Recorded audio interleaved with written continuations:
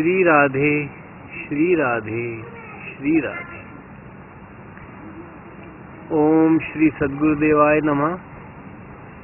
श्री राधा कृष्णाभ्याम नमः। ओम नमो भगवते रासमंडलेशाय स्वाहा। ओम तत्सत् ब्रह्मणे नमः। अखंड मंडलाकारं व्याप्तं येन चराचरं तत्पदं दर्शितं येन तस्मै श्री गुरुवे नमः। अज्ञानतिमिरान्धस्य ज्ञानाञ्जनशलाकया चक्षुरुन्मीलितं येन तस्मै श्री गुरुवे नमः। गुरुर्ब्रह्मा गुरुर्विष्णु गुरुर्देवो महेश्वर गुरु साक्षात् परब्रह्म तस्मै श्री गुरुवे नमः। वंशी विभूषित करान्नव नीरदाभात पीतांबरादरुण बिंब फलाधरोष्ठात् पूर्णेन्दु सुंदर मुखादरविंद नेत्रात् कृष्णात् परम किमपि तत्त्वमहं न जाने। वसुदेव सुतं देवं कंस चाणूरमर्दनं देवकी परमानंदं कृष्णं वंदे जगद्गुरुं। त्वमेव माता च पिता त्वमेव बन्धुश्च सखा त्वमेव सेव्यश्च गुरुस्त्वमेव त्वमेव सर्वं मम देव देव। मन्मना भव मद्भक्तो मद्याजी मां नमस्कुरु मामे वैश्यसि सत्यं ते प्रतिजाने प्रियोऽसि मे।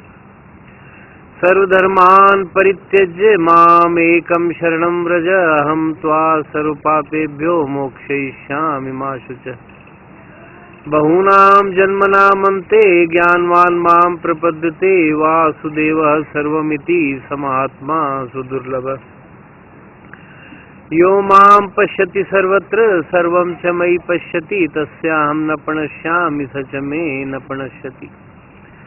मत्कर्म कृन् मत्परमो मद्भक्तः संगवर्जितः निर्वैरः सर्वभूतेषु यः समामेति पाण्डव। अनन्यचेताः सततं यो मां स्मरति नित्यशः तस्याहं सुलभः पार्थ नित्ययुक्तस्य योगिनः। हरि ओम तत्सत् हरि ओम तत्सत् हरि ओम तत्सत्। 40वां पुष्प है व्याख्यान माला का आज। इसका विषय है भक्ति में धैर्य। बड़ा गंभीर विषय है। धैर्य का अभाव देखा जाता है मनुष्य में। धैर्य रखना विश्व के सबसे कठिन कार्यों में से एक है। अब जो धीरज रखता है ये वही जानता है। अब कहने को तो सारे कह देते हैं धैर्य रखो, लेकिन भगवान जब तक आ न जाएं तब तक धैर्य रखना सरल कार्य नहीं है। और देखा गया है अब तक कि सहज कभी भी नहीं आए। बड़ा ही ज्यादा प्रतीक्षा का लंबा काल व्यतीत करना पड़ता है साधक को। कई बार दम फूल जाता है, पसीने छूट जाते हैं, पैर जवाब दे जाते हैं इस मार्ग पर चलते चलते। भगवान की कोई झलक मिलती नहीं। साधक बहुत दुखी हो जाता है। कई बार तो बहुत से साधकों का अनुभव है कि वो लगभग मरने को हो गए तब भगवान ने आकर के संभाला। एक तो कूदने ही जा रहा था तालाब में तब जाकर पकड़ा। वो ढूंढता रहा अंदर बाहर खोजता रहा। वो उसने देख लिया कुछ नहीं है, कुछ होता ही नहीं है, तो वो कूदने जा रहा था, वो छलांग लगाते कोई पकड़ लिया। अब सवाल उठता है कि क्या भगवान इतने कठोर हैं, क्रूर हैं जो इतना तड़पा करके आते हैं? ऐसा नहीं है। भगवान में क्रूरता दोष नहीं है। भगवान को हम कठोर कदापि नहीं कह सकते। अब ये व्यवस्था इसलिए है कि ये माया इतनी ज्यादा ये मानिए कि लिपायमान कर देने वाली है कि तनिक भी अनुकूलता दिखते ही भगवान को छोड़ करके फिर संसार का अवलंब हो जाता है। कितने भी दुख मिले, मर सकता है मनुष्य लेकिन भक्ति नहीं करता है। उसका कारण है कि संसार करने नहीं देता है। आपका मन बाधा है, अन्यों का मन बाधा है, परिवार बाधा है, मित्र बाधा है। वो तो कहेंगे हमारे पास नहीं आता है, पता नहीं कहाँ खोया रहता है। घर वाले कहेंगे घर रहकर भी हमारी ओर ध्यान नहीं देता है। तो कहीं ना कहीं से आपको अपने अनुकूल कर लेंगे, वो भी नाशवान है, आप भी नाशवान हो, आपको भी अर्थी तक पहुंचा देंगे। खुद तो अर्थी तैयार है ही, सभी की है, लेकिन भगवत प्राप्ति से फिर रह जाओगे। इसलिए भगवान बहुत भारी तड़पा करके बहुत ज्यादा विलंब से बड़े ही समय के बाद अंत में जाकर के मिलता है, ताकि फिर हमेशा के लिए मिल जाए, फिर ये हम संसार में नहीं लग पाए। अन्यथा अगर अंत में भी श्वास छोड़ने पर भी तनिक भी संसार रह गया तो अब ये सिद्धांत है, अंत मति सो गति, वो फिर संसार मिल जाएगा। अब मन है ही इस प्रकार का, मन माया का बेटा है, तो माया में ही विचरण करता है। इसने माया ही देखी है, भगवान से सदा से विमुख है। तो ये विमुखता से सम्मुखता की यात्रा है, इसमें बहुत धैर्य रखना पड़ता है, अन्यथा तो बंदरों की खेती हो जाएगी। अब बंदर एक बगीचे में रहते थे, आमों का बगीचा था, नए नए आम के पेड़ भी माली लगाता था। बंदर नकलची होता है, बंदरों ने अध्ययन किया गौर से कि ये गड्ढा खोदता है मनुष्य और आम की गुठली बो देता है, फिर गड्ढे को पाट देता है, फिर उस पर कुछ पानी डालता है, फिर अंकुर फूट आता है, फिर पेड़ बनता है, फिर उसमें आम लगते हैं।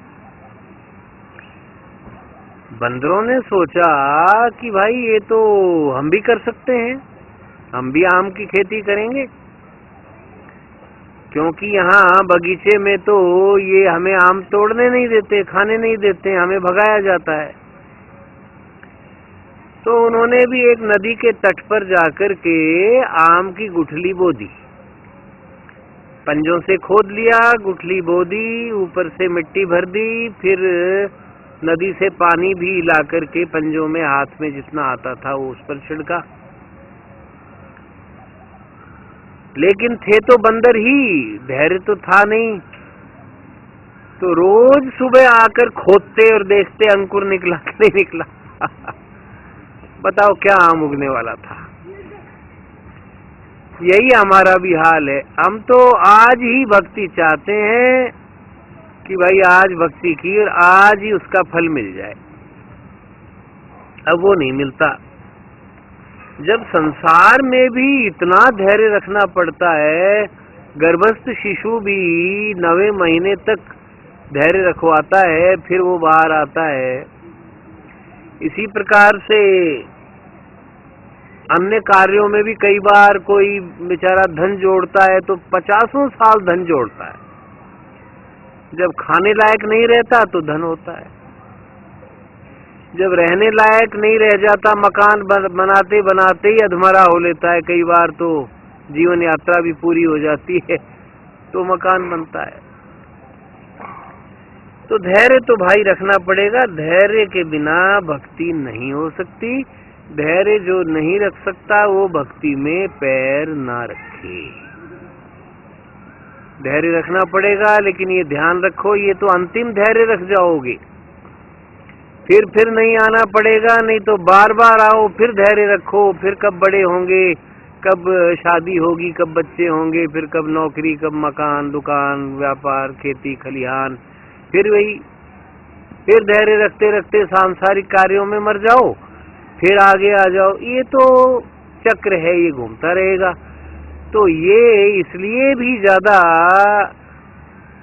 घोर दुखमय साधन हो जाता है भक्त के लिए, क्योंकि वो देख लेता है कि भाई संसार में तो आना बेकार, यहाँ तो जो कार्य किया दुखी हाथ लगा, अब ना आना पड़े। इसलिए अंतिम धैर्य की परीक्षा है, जितनी हम दे सकते हैं ये परीक्षा दे जाएं।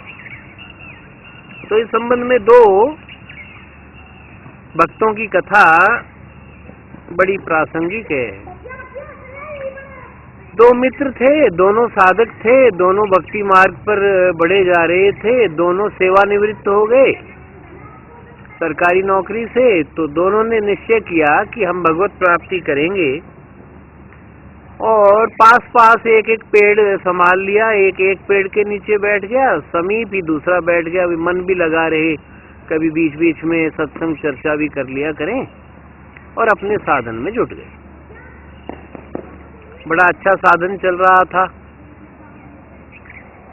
नारद जी गुजरे तो उन्होंने प्रणाम किया, पहले वाले के पास आए। तो अब साधक को तो एक ही प्रश्न होता है कि भगवान आपका तो भगवान के पास नित्य आवागमन है, नित्य वार्तालाप है, तो आप इस बार उनसे पूछकर बताइएगा कि मुझे भगवत प्राप्ति कब होगी। और आगे नारद जी बढ़े तो आगे दूसरे मित्र ने भी यही पूछा, क्योंकि भक्त तो प्राप्ति चाहता है और क्यों कर रहा है, और कब होगी इसके लिए वो बहुत ज्यादा लालायित रहता है जानने के लिए। खटका बना रहता है, कहीं फिर इस जन्म में ना चूक जाऊं, फिर ना आना पड़ जाए।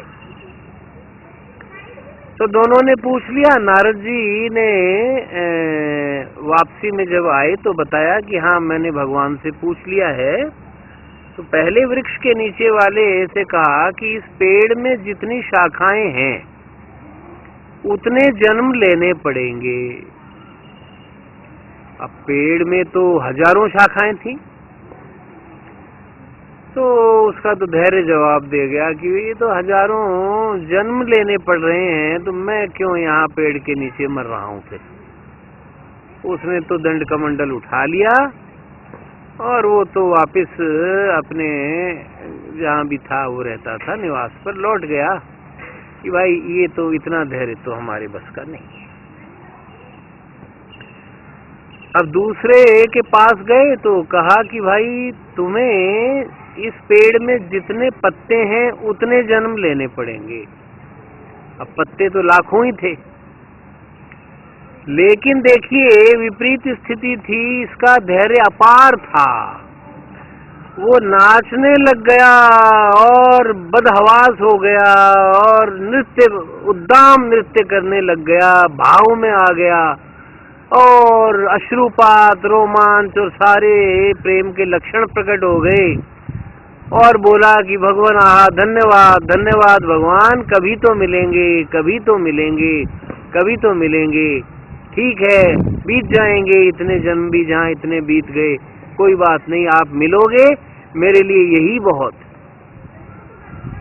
बस उसी क्षण वहां भगवान प्रकट हो गए, भाव के भूखे हैं, और उसी क्षण भगवत प्राप्ति हो गई। अब नारद जी से नहीं रहा गया। नारद जी ने कहा भगवान आप तो सत्य संकल्प हैं, आपकी वाणी सत्य होती है, आपने मुझसे कहा है कि जितने पत्ते हैं उतने जन्म लगेंगे, फिर आप अचानक कैसे आ गए।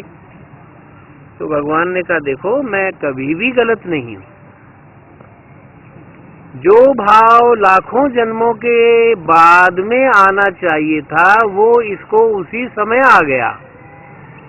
और इसके धैर्य की पराकाष्ठा तो देखो, जो लाखों जन्म तक धैर्य रखने को तैयार है और फिर भावावेश में आ गया, वो तो यही बहुत मान रहा है कि कभी तो मिलेंगे।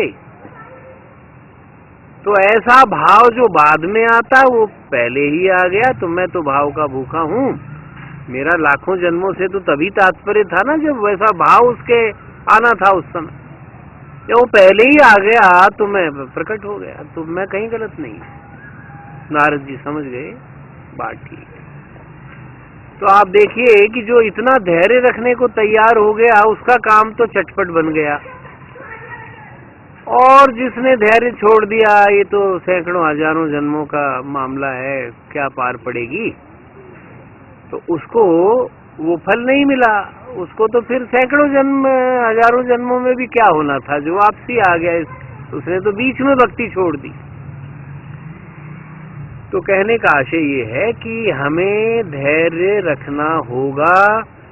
आप उनकी दशा का देखिए, जब अवतार काल में गोप गोपियों ने धैर्य रखा, 100 वर्ष का राधा जी से वियोग था, जो बिल्कुल वही एक तेज, एक रूप, एक ही सब कुछ है। केवल लीला के लिए भेद बना हुआ है, बाकी राधा और कृष्ण में तो तनिक भी भेद नहीं है। जब उनको 100 वर्ष का वियोग झेलना पड़ा और उन्होंने ऐसा धैर्य रखा, उनका तो निश्चय ही एक क्षण एक युग के समान था। और संतों का वचन है कि राधा जी के एक गर्म श्वास से अनंत कोटि ब्रह्मांड भस्म हो सकते थे। इतना विरह का दावानल भीतर सुलग रहा था। तो ऐसी विरहिणी राधा जी और उसी प्रकार से अन्य अन्य गोपियों ने जब धैर्य रखा, तो हमने तो भगवान को देखा नहीं, हमने उनके साथ में लीलाएं क्रीड़ाओं में सम्मिलित हम नहीं हुए, हम तो उनको जानते ही नहीं है, हमें कोई विरह ही नहीं है। विरह तब होता है जब मिलन के बाद बिछो हो जाए। ऐसे समय में हमें अपार धैर्य रखना पड़ेगा, काम हो जाएगा, ये विश्वास रखिए। विश्वास ही प्रेम का आधार है। अगर विश्वास छोड़ दिया तब तो कौन सा धैर्य है, कौन सा क्या है, क्या प्रतीक्षा होगी, किसकी प्रतीक्षा होगी। तो पक्का विश्वास रखिए कि एक दिन जरूर आएंगे और इसी जन्म में आएंगे। मैं उन्हें पाकर रहूंगा या रहूंगी, जो भी भक्त हैं, स्त्री पुरुष हैं, ये घोर विश्वास रखते हुए अपना साधन कीजिए। निश्चित रूप से भगवत प्राप्ति होगी, इसमें कोई संदेह नहीं है। धैर्य का फल मीठा ही होता है। धैर्य का फल कभी भी कड़वा खट्टा नहीं हो सकता। इसलिए धैर्य रखना चाहिए और धैर्य रख करके भगवान के आने की प्रतिदिन प्रतीक्षा करें। श्रद्धेय स्वामी राम सुखदास जी ने अपनी पुस्तक में एक बहुत सुंदर प्रयोग लिखा है और उन्होंने कहा ये मेरा अनुभूत प्रयोग है, बड़ा सुंदर है, बड़ा गौर से सुनने लायक है और आचरण में आज से ही ला सकते हो। उन्होंने कहा रोज रात को कोई भी एक भोजन का सामान एक थाली में रख दीजिए। मान लो आपने केला रख दिया, आम रख दिया, बेरी रख दिए या कुछ भी रख दिया। अब सच्चे भाव से, मंत्र श्लोक वगैरह तो भाव के लिए हैं, अगर भाव सच्चा है तो बिना मंत्रों के भी काम हो जाएगा। सच्चा प्रेम रखकर पूरे भाव से कहिए कि भगवान आप रात्रि में इसे ग्रहण कीजिए, और इस सच्चे भाव को लेकर के उसको पूजा स्थल पर या कहीं भी अलग से रख करके सो जाएं। प्रातः काल देखें, अगर उन्होंने पा लिया है तो ठीक है, नहीं पाया तो उसे गौ माता को खिला दें। फिर अगले दिन रखें तो एक दिन अचानक आकर के वो स्वयं वो प्रसाद ग्रहण कर लेंगे। ये उन्होंने लिखा है और कहा है ये मेरा अनुभूत है, अनुभव है उनको। तो ऐसा किया जा सकता है, ये तो एक तरीका है, कुछ भी किया जा सकता है। ऐसे और भी कई प्रकार हो सकते हैं कि धैर्यपूर्वक उनकी प्रतीक्षा की जाए, पूरी रात्रि भर करें कि सुबह सुबह से शाम तक करें, फिर शाम को कहीं किसी को, पक्षी को या किसी को डाल दें वो पदार्थ, अथवा कोई और किसी भी प्रकार का कार्य कर सकते हैं, तो एक ना एक दिन जरूर ये सफल होता है, इसमें कोई संदेह नहीं है। तो ये भी किया जा सकता है, जैसा जैसा बन पड़े किया जा सकता है, लेकिन धैर्य की बहुत अधिक आवश्यकता है। धैर्य रखना होगा। बड़ा कठिन है, मैं मान रहा हूं, दुनिया के सबसे कठिन कामों में से ही है, लेकिन ये तो रखना पड़ेगा, क्योंकि अन्यथा तो यहाँ तो सबका जो अंतिम समय है वो पता भी नहीं है, अनिश्चित भी है, किसका कब आ जाए। आज का तो युग ऐसा है, बच्चे से जवान तक का किसी का ही भरोसा नहीं है। पहले तो बुढ़ापे में ही सोचते थे कि हाँ भाई 80-90 का हो गया, जाएगा 10-20 साल में, अब तो कोई आयु ही नहीं है। तो और फिर चले जाएंगे तो फिर इस संसार को ही विचार में लाकर जाएंगे तो संसार ही मिलेगा। इसलिए अभी से लग जाओ, आज से ही लग जाओ, इसी क्षण से लग जाओ, धैर्यपूर्वक बड़े मजबूती के साथ में अपना कार्य कीजिए तो सफलता मिलेगी। हम भगवान श्री सद्गुरुदेव, संतों, राधा कृष्ण से ये अनुनय करते हैं कि हमारी प्रतीक्षा सफल हो, हमारा जो धैर्य है उसका फल हमें मिले। एक बात और है, कई बार कुछ कुतर्की लोग कह सकते हैं कि भाई फल की तो इच्छा करनी ही नहीं है, गीता कह रही है कर्मण्येवाधिकारस्ते मा फलेषु कदाचन, फिर इसमें फल की इच्छा क्यों करें कि भगवान आ जाएं? ना, ये करनी है। देखिए, भक्ति में सब उल्टा है। संसार में फल की इच्छा नहीं करनी, भक्ति में तो करनी ही है। संसार की कामनाएं फंसाने वाली हैं, भगवान की कामनाएं निकालने वाली हैं। भगवान की कामना करनी है, भगवान की फलाशक्ति भी रखनी है। शेष कभी और विस्तार से चर्चा होगी। तो इन्हीं शब्दों के साथ आज का प्रकरण पूर्ण होता है, धैर्य का, भक्ति में धैर्य। ओम सर्वे भवन्तु सुखिनः, सर्वे सन्तु निरामयाः, सर्वे भद्राणि पश्यन्तु, मां कश्चित् दुःख भाग् भवेत्। ओम शांति शांति शांति। श्री राधे श्री राधे श्री राधे।